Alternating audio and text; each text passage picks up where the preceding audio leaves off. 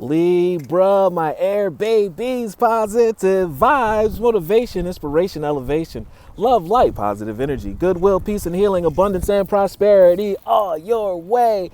Please like, share, comment, and subscribe. If this page has been a blessing to you, check out my LinkTree. Link is in the bio. I do have some special treats there for you. Your word of the day is positive action. It's time to move forward in faith and put some walk behind that talk. Lay the bricks down, make a timeline to meet your deadlines, and show up and show out and do these things because I need you and the entire world needs you.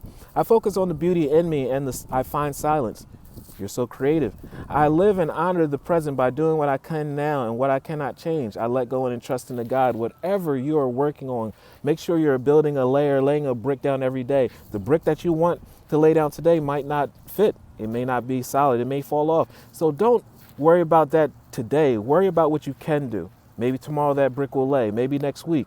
But continually make sure that you make a positive step forward and positive action towards what you're doing. What you can't help and what you can't make happen today, it may be waiting for you to be done another day, but do what you can today. Love one another. Be kind to one another. Love yourself. I love you too.